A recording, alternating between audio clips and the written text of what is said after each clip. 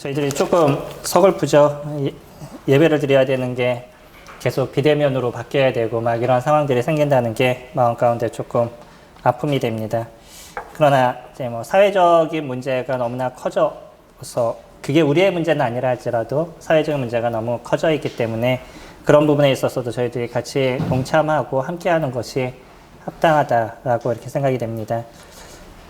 다음 주부터 월요일부터 주어진 규칙을 이렇게 좀 잘 지켜주시고요. 그것을 통해서 그리스도인이 빛이라는 것, 정해진 규율 안에서 저희가 살아간다는 것에 대해서 잘 드러내 주시면 감사할 것 같습니다. 오늘 저희는 하나님과의 사귐에 대해서 같이 교제하기로 원합니다. 성도님들, 하나님과 잘 사귀고 계시나요? 하나님과 사귐이 잘 이루어지고 계시나요?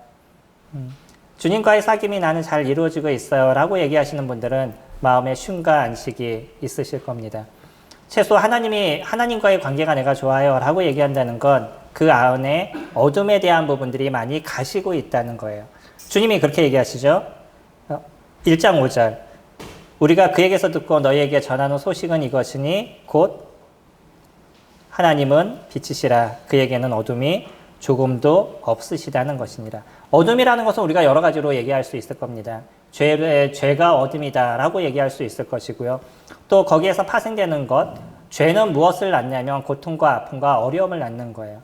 그러니까 하나님 안에서는 그런 고통의 문제들, 죄로 인해서 파생된 고통과 아픔과 어둠에 대한 부분들이 없다라고 얘기하는 거죠. 그럼 하나님과 사귐이 있는 자는 어떻겠어요? 동일하게 하나님으로 인해서 주는 은혜를 저희들이 누리는 인생을 살다 보니까 그 안에 있는 어떤 고통과 아픔이 없는 게 아니라 그것을 이길 수 있는 힘이 있다는 거죠. 그것이 나에게 있어서 그렇게 큰 고통이 되지 않아요. 그것이 나에게 있어서 큰 어려움이 되지 않아요. 넉넉히 우리는 이길 수 있는 힘이 있어요 라는 고백이 우리들 입에서 나올 수 있는 겁니다. 이것이 하나님과의 교제 속에서 이루어져 가는 거예요. 우리가 보통 그런 얘기 하잖아요. 진정한 친구 한 명이 있으면 인생의 절반은 성공한 것이다 라고 얘기를 하죠. 성도님들 그런 친구가 있으셔요? 나에게 진정한 친구가 있으시나요?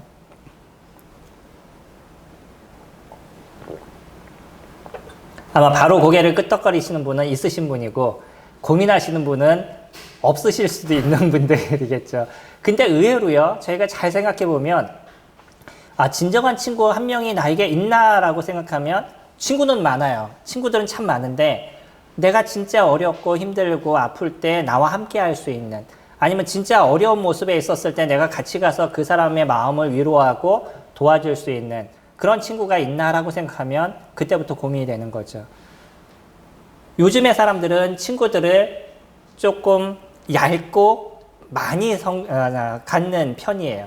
옛날 분들은 어떠면 적고 깊게 사귀는 모습이었다 그러면 지금은 얇고 많아요. 그러니까 만날 수 있는 사람들은 얼마든지 많이 있는데 진짜 내 마음을 같이 나눌 수 있는 친구, 이렇게 생각해 보면 이게 손가락이 하나 꽂혀지는 게 참 힘든 모습인 거예요.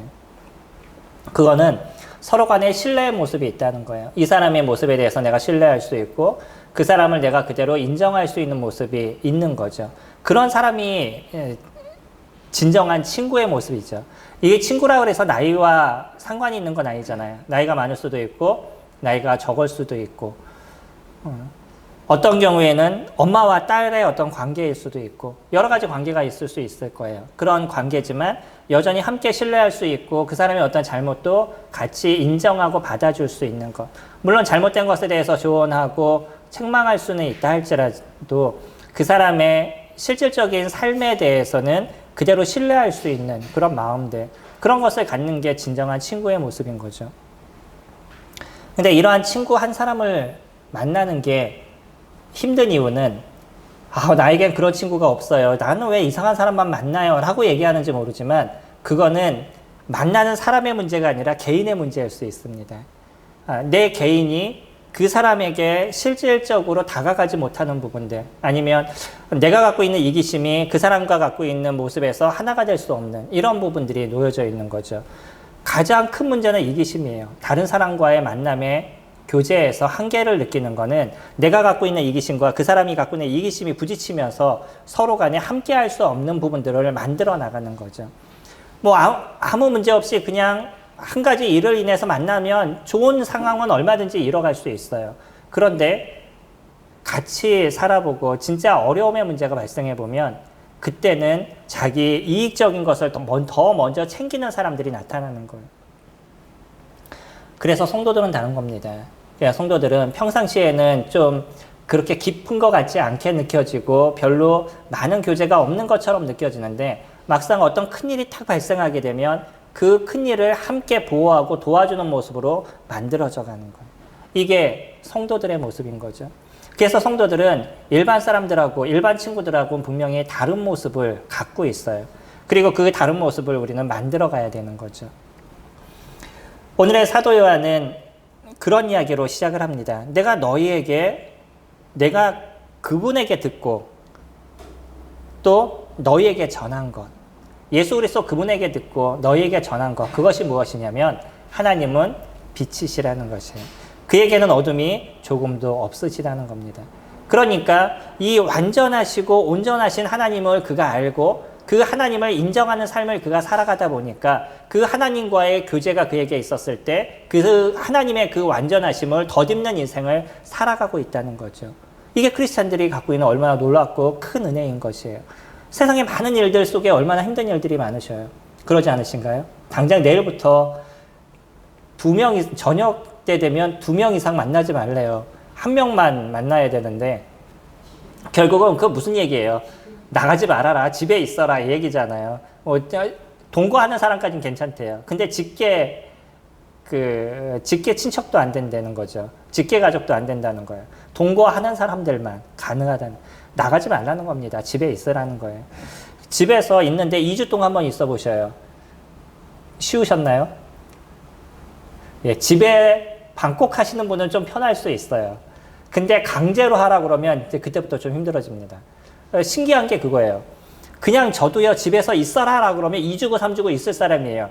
근데 억지로 너 있어야 돼 라고 얘기하면 괜히 힘들어져요, 마음이. 이게 하지 말라, 뭔가 하고 싶은데 하지 말라라고 얘기하니까 그게 이제 힘들어지는 거죠. 결코 쉬운 부분들이 아닐 수 있습니다. 그런데요, 우리는 그곳에서 무엇을 찾아가냐면 주님과의 교제를 찾아가는 거죠. 그 속에서 우리는 어려움의 인생을 살아가는 것이 아니라 거기서 주는 주님의 은혜가 무엇인지를 찾아가는 거예요. 하나님 빛이시잖아요. 그 빛이시고 완전하신 그분 앞에 저희가 함께 있는 인생을 살아가는 것. 그것이 어떤 장소라 할지라도 그 어떤 상황이라 할지라도 그것이 저희들에게서 큰 문제가 되지 않아요. 그 하나님이신 걸 저희들이 기억하기 때문인 거죠. 오늘의 예배도 저희가 그런 속에서 기쁨이 누리는 시간이 되셨을 겁니다. 하나님의 그 크심과 놀라우심, 그 빛 대신 완전하신 그분 앞에 경배하고 그분 앞에 놓여 있다는 것, 그분을 함께 찬양할 수 있는 은혜가 오늘 이 시간 저희들에게 주어졌다는 것이 얼마나 큰 은혜고 얼마나 큰 기쁨인 거예요. 그 속에서 저희들은 힐링이 돼가는 거죠. 우리들 안에 있었던 찢기들, 때로는 일주일의 삶에서 있었던 아픔이나 여러 가지 문제들이 그 예배드리는 그 시간 속에서, 주님을 높이는 그 시간 속에서 다 해소돼 나가는 저희들을 발견하게 되는 거죠. 그러니까 그 시간은 제가 오로지 누구만 보게 돼요? 하나님만 보게 되는 거죠.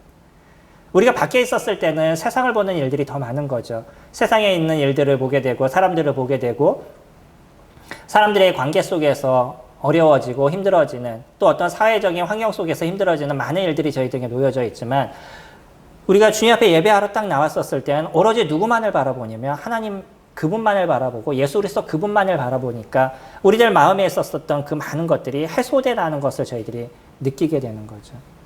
지금의 이 말씀 예배를 통해서도 성도님들이 누구만을 기억하셔요? 저를 보시나요? 주님을 보시나요? 주님을 보실 거 아니에요. 그래서 주님께서 나에게 무엇을 얘기하시는지에 대해서 그것을 기다리시는 시간들을 가지시는 거잖아요. 그리고 내 심령 가운데 말씀하시는 하나님의 말씀에 귀 기울이는 시간들을 지금 가지시잖아요. 그것을 통해서 누구만을 보시냐면 하나님만을 보시는 거죠. 그러니까 우리들 마음에 회복을 이뤄가는 그런 시간, 때로는 책망을 들으시고 때로는 안 좋은 얘기를 듣는 시간들이 된다 할지라도 내 안에 있는 그 아픔을 해소할 수 있는 그런 시간들, 내 안에 있는 어떤 찌기들을 버릴 수 있는 그런 시간들이 되시드니까 그 속에서 회복을 이뤄가는 모습들을 가져가시는 것. 이것이 하나님의 빛이시기 때문에 저희들 가운데 일어나는 그런 문제인 거죠.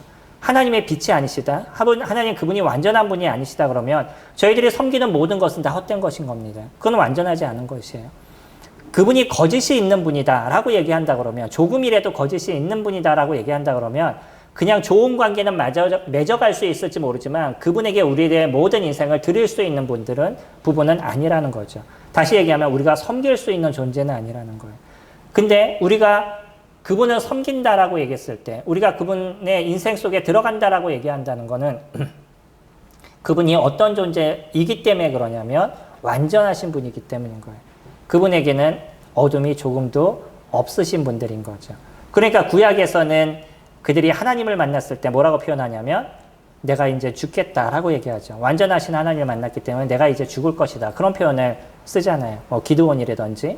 또 모세도 하나님을 좀 보고 싶습니다 라고 얘기했더니 하나님께서 네가 나를 보면 죽는다. 그러니까 하나님의 손으로 그를 덮으시고 바위 뒤에 숨기셔서 손으로 덮으시고 그리고 지나가서 뒷모습만 살짝 보게 하시는, 가장 완전하신 하나님을 제일 많이 본 사람이 모세일 겁니다.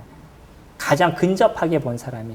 하지만 그 하나님을 직접적으로 보게 됐었을 때 죽을 수밖에 없는, 그게 우리 불완전한 인생에 대한 모습인 것이죠. 그럼 불완전한 저희들에게 하나님께서 임마누엘을 이루어주셨다는 거예요. 그리고 하나님과 함께 살아갈 수 있는 길을 저희들에게 만들어주시는데 누구를 통해서 이루셨죠?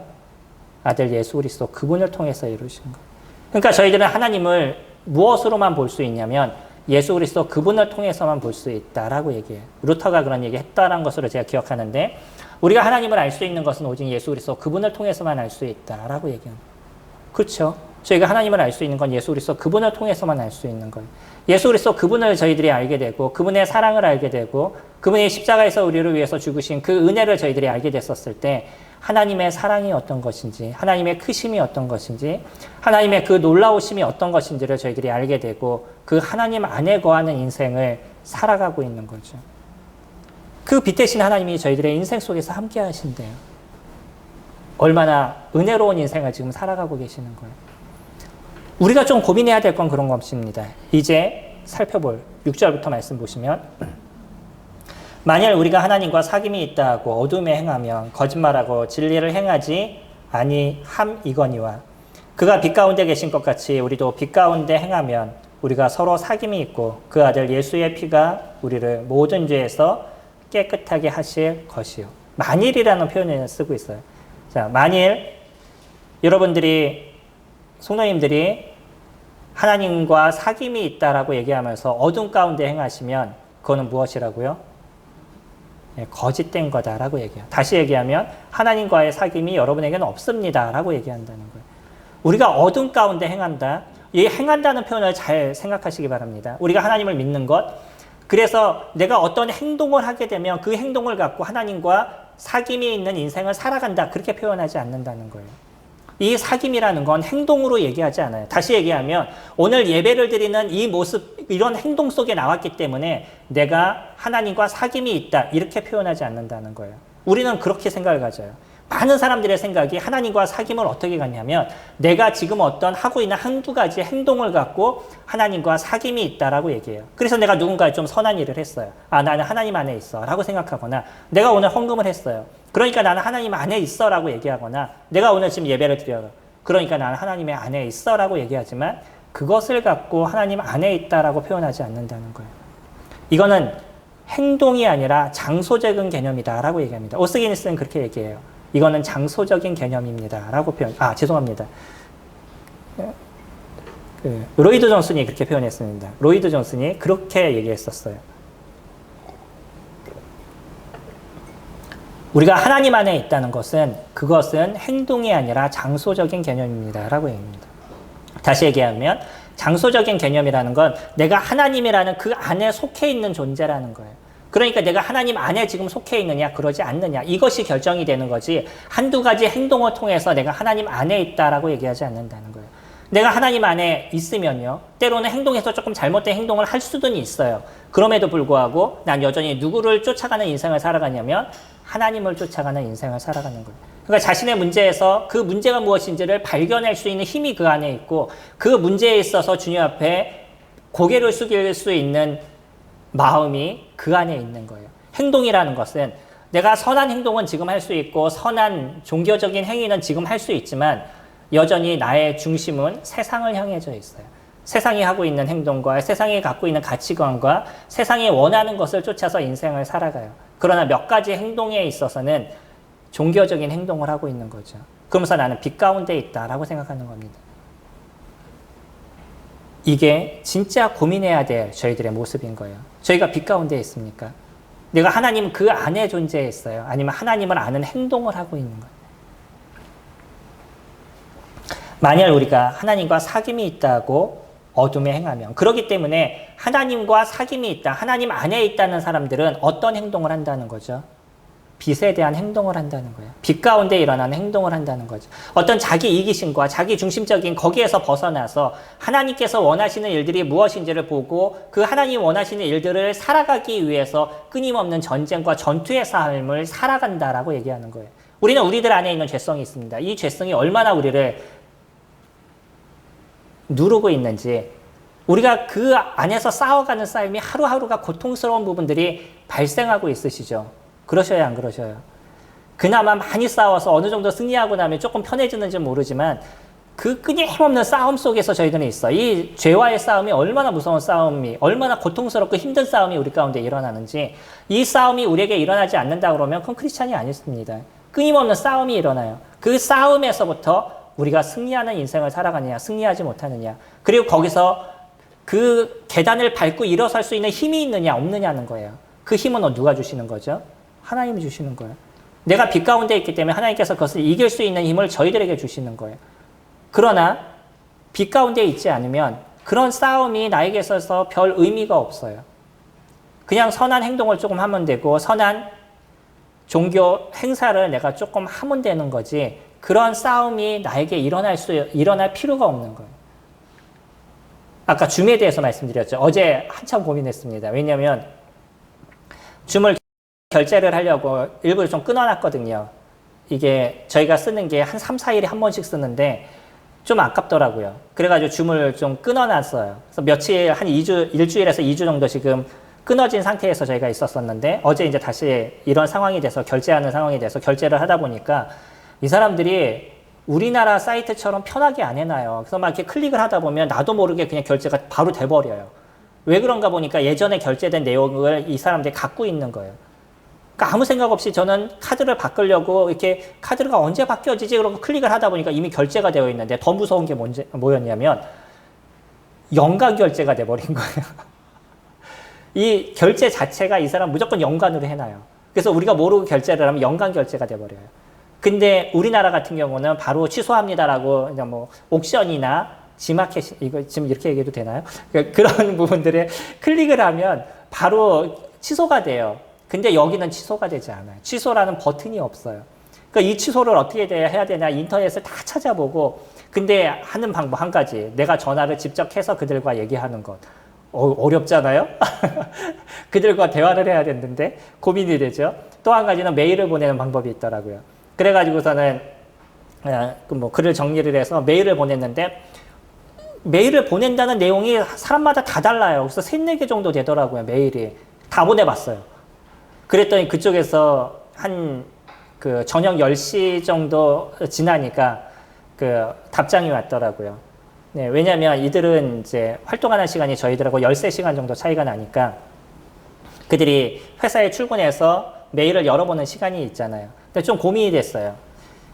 그 토요일이, 저희는 토요일이었지만 거기는 금요일이었는데 저녁이었고, 그리고 저녁 저희가 10시쯤 됐었을 땐 그들은 토요일 아침인 거예요. 그러니까 토요일이면 또 출근을 안 할 수도 있잖아요. 월요일까지 넘어가게 되니까 고민이 됐었는데 다행히 메일을 보고, 메일을 본 사람은 뭐라고 얘기하냐면 당신이 이런 문제가 잘 해결됐으면 좋겠습니다. 그런데 여기 말고 이쪽으로 연락하세요 라고 잘 이렇게 설명을 해줬더라고요. 그래서 그쪽으로 들어가니까 쓰는 난이 새롭게 이렇게 준비되어 있더라고요. 그래서 거기다 이렇게 쭉 적고 다시 보냈더니 한 1시간 정도 되니까 결제 취소됐다라고 왔어요. 제가요, 이런 거 한번 실수하잖아요. 그러면 이 생각에서 떠나질 않아요, 머릿속에서. 그리고 자꾸 그 생각에 빠져서 그냥 고민하고 있는. 제가 좀 소심한 사람이잖아요. 그렇죠? 아시죠? 제가 소심한 사람이다. 그러다 보니까 자꾸 그 생각 속에서 또 벗어나지 않는 거예요. 오늘 또 메시지를 전해야 되는데 자꾸 그 생각에서 벗어나지 않는 거죠. 그때 제가 기도할 수 있는 건 한 가지였습니다. 주님, 제가요, 조금씩 변하기 원합니다. 이런 거에 너무 머리 쓰고 여기에 너무 관심을 두고 거기에서 내가 빠져서 있지 말고 그냥 좀 뛰어놀 수 있도록 도와주세요. 혹시 해결이 안 돼도 그 해결되지 않은 것 때문에 마음 쓰고 너무 속쓰려하지 않도록 도와주세요. 그러니까 그게 제가 6시 이후로 기도했던 부분이에요. 그 싸움입니다. 이게 작은 싸움이었었어요. 저에게는. 성도님들에게는 뭐 그런 걸 갖고 걱정해 라고 얘기하시는 분도 계시지만 성향상 저는 걱정하는 사람이에요. 그러니까 그것을 해결할 수 있는 길은 한 가지예요. 주님, 제가 이 문제에서 좀 벗어날 수 있도록 도와주소서. 제가 이거에 대해서 너무 골몰하지 않도록 도와주세요. 그러니까 그런 기도 가운데 있다 보니까 마음에 좀 편안함을 주님 허락하시고 문제를 해결하는 데 있어서도 잘 되지 않아도 너무 관심을 갖지 않는 부분들을 인도해 주시더라고요. 이게 빗댄 자 안에서 일어나고 있는 끊임없는 싸움입니다. 아주 작은 것에서부터 큰 것까지 계속적인 싸움이 우리 가운데 일어나서 내가 어디 안에 있다라는 것이 나타나는 것이냐면 빛 안에 있다는 것이 나타나는 것이에요. 우리는 빛이라는 그 장소, 하나님이라는 그 장소 안에 살아가고 있는 존재인 거죠. 그러니까 그 빛 대신 하나님을 내가 인정하는 삶을 살아갈 때 그 빛 대신 하나님 안에 있다라는 것을 내가 인정하는 삶을 살아갈 때만이 하나님과 사귐이 있는 존재라는 것이 드러나는 것이에요. 행동이 아니십니다. 계속 고민하셔야 되는 거예요. 내가 크리스천 안에 있다, 내가 예수 그리스도 안에 있다라고 얘기하는 것은 그 빛 안에 있다라는 것이에요. 그래서 그 빛에 합당한 삶을 위해서 끊임없이 그분을 추구하고 그분의 말씀을 추구하는 인생을 내가 살아가고 있느냐, 그러지 않느냐는 거죠.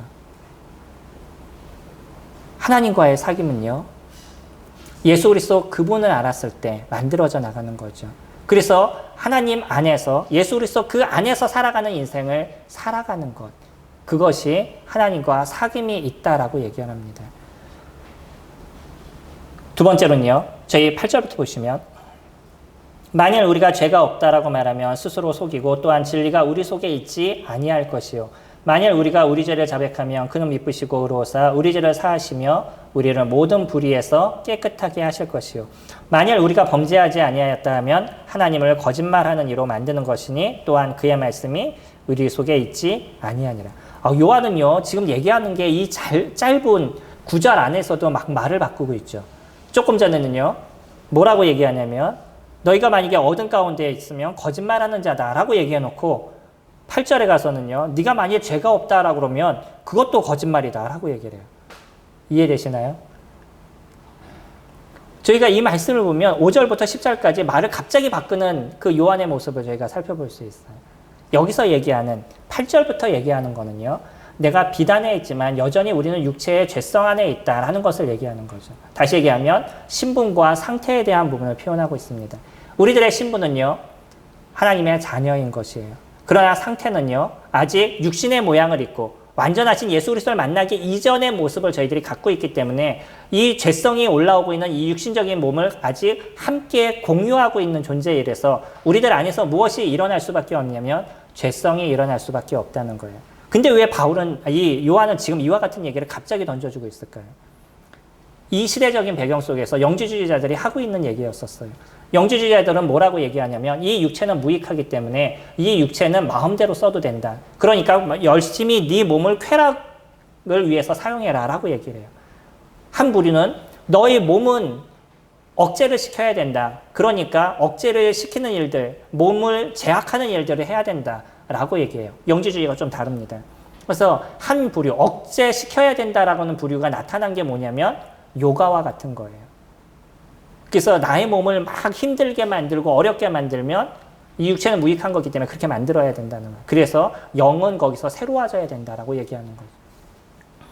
지금 요한이 얘기하고 있는 이 부분은 나는 예수 그리스도로 인해서 완전해졌어. 나는 예수 그리스도로 인해서 하나님의 자녀가 됐어. 그러니까 나는 이제 죄를 짓지 않는 존재야. 내가 짓고 있는 이 죄는 내가 짓는 것이 아니라 내 안에 있는 죄가 짓는 거야 라고 표현하는 거예요. 이해되시나요? 내가 죄를 짓는 건 내가 짓는 게 아니라 내 안에 있는 죄가 짓는 거지 내가 짓는 게 아니다. 이렇게 표현하고 있어요. 이게 완전 성화주의자들이 외치고 있는 내용들입니다. 영지주의자들에게서 태동이 됐던 그런 이야기들인 거예요. 그래서 내가 구원을 받으면 그때부터는 나는 죄가 하나도 없는 존재다 라고 표현하는 거죠. 그러시나요? 저희는 그러지 않습니다.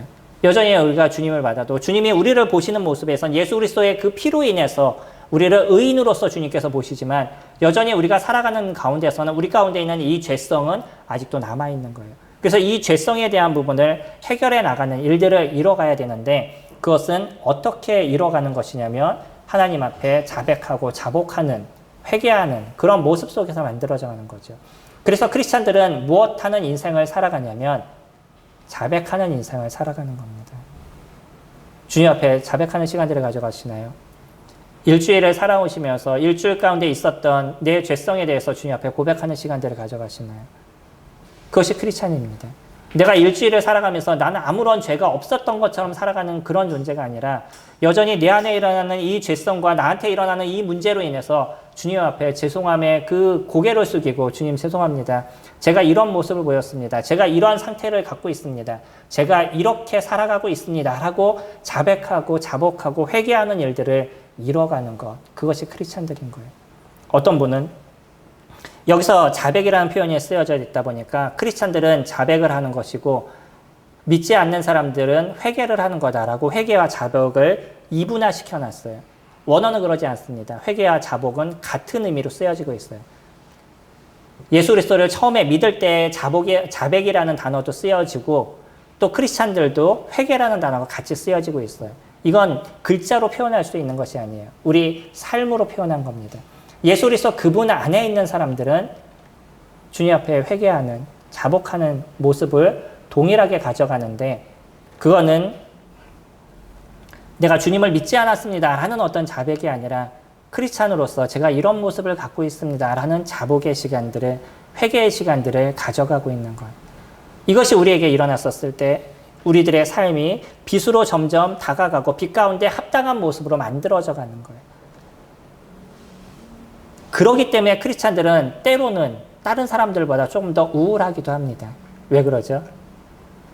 내가 죄가 없다라고 생각하고요. 내가 문제가 없다라고 생각하면 그 사람은 마음이 편해요.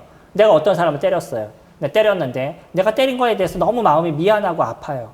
그러면 내 마음이 우울한 거잖아요. 힘들잖아요. 내가 왜 그랬었을까? 왜 그때 참지 못했을까? 왜 제가 아픔을 줬었을까? 이런 생각을 하니까 내 마음이 힘든 거죠. 근데 나는 때렸어요. 그래 놓고 내 마음에 뭐라고 얘기하냐면 쟤는 맞을만 해서 맞은 거야. 저런 애는 꼭 맞아야 돼. 라고 얘기하는 거죠. 그럼 내 마음은 어떻게 써요? 너무 편하죠. 맞을 사람이 맞은 거니까. 통쾌하죠.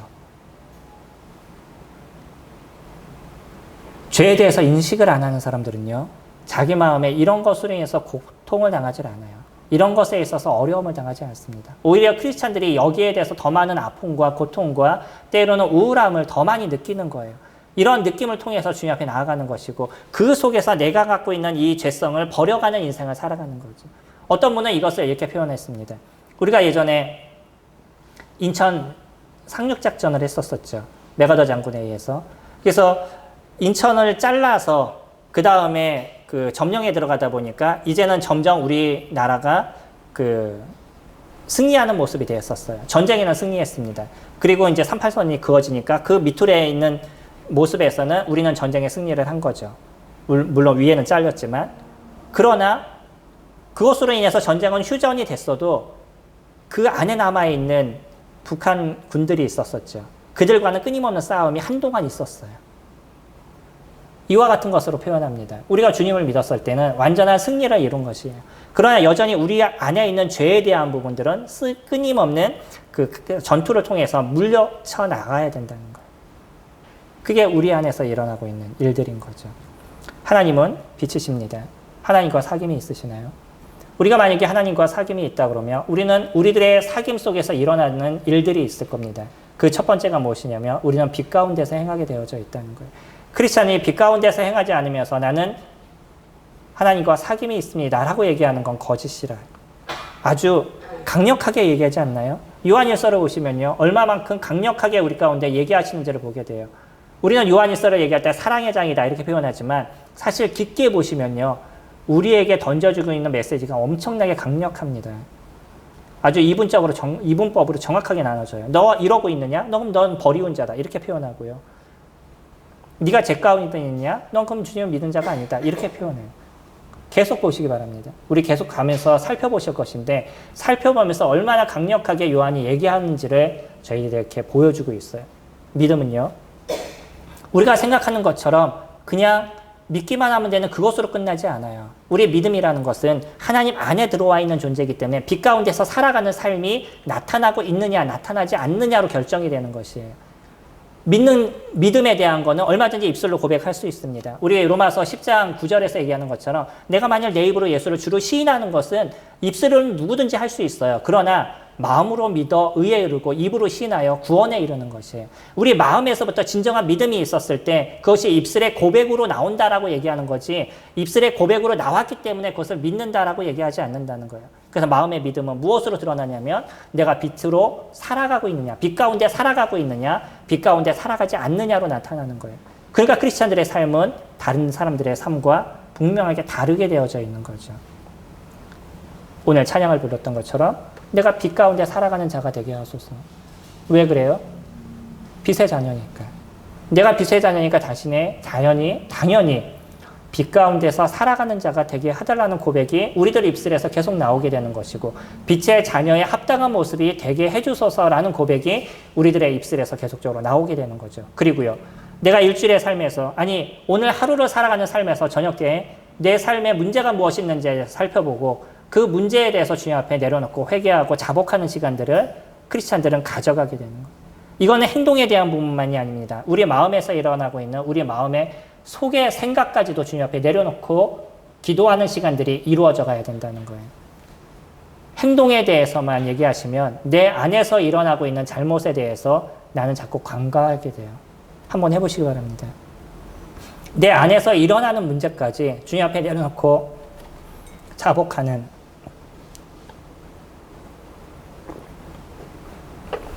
그런 시간들을 가지시면 절대 내가 빛 안에서 벗어나서 생활할 수가 없어요. 얼마만큼 내 안에 일어나고 있는 것이 큰 문제인지를 내가 계속적으로 보기 때문에 하나님 안에서 벗어난 인생을 살아갈 수가 없습니다. 크리스찬은 주님이 주신 은혜 속에서 저희들이 살아갑니다. 완전하신 빛 대신 그 하나님 안에서 저희가 살아가요. 그러니까 그 빛 안에 거하게 됐었을 때 주님이 주신 위로와 힘이 저희들에게 있는 것이고 내 빛 가운데서 살아가게 됐었을 때 우리들 안에 있는 고통과 아픔의 문제를 주님께서 해결하시는 것을 날마다 느끼는 인생을 저희가 살아가게 되는 거죠. 그러니까 무엇이 주님 앞에 감사를 드리는 그런 인생을 저희가 살아가게 됩니다. 처음에 주님을 믿으시면요. 한동안은 날아가실 것 같죠. 내가 처음에 주님을 믿고 주님을 고백하게 됐었을 때는 내가 오늘 당장 죽어도 여한이 없다라고 고백하고 그렇게 주님을 찾았던 시간들이 우리에게 있었는데 시간이 지나면서 점점 변하게 되는 거죠. 그리고 세상을 보게 되고 세상의 문제를 보게 되고 거기에서 나는 또 어떻게 살아가야 되는지 막 고통과 어려움의 문제가 우리를 잠식하게 되죠. 제가 항상 최악이라고 말씀을 드리는데 진짜 요즘이 제 목에 최악이에요.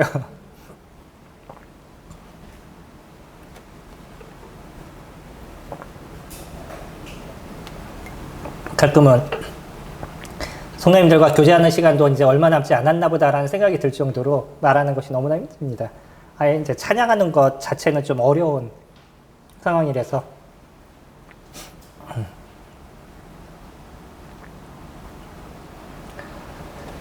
주님이 저희들의 마음을 그 상황 속에서 이제 점점 우리가 크리스찬으로서 살아가는 법들, 그냥 감정적인 것이 아니라 실질적으로 주님을 살아가는 법들을 배워가는 거죠. 그리고 점점 성장해 나가게 됐었을 때 하나님이 진짜 빛이시구나, 나의 인생에서 이렇게 은혜를 베푸시는구나 라는 것을 날마다 고백하는 저희들의 모습들이 되어져 가고 있습니다. 이번에 결혼한 신랑 신부를 보면 너무 좋으시죠. 그리고 예전에 내가 처음 결혼할 때 모습이 무엇이나 이렇게 생각하시게 되잖아요. 네, 살아보셔요. 모든 게 다 좋은가? 그것만은 아니죠.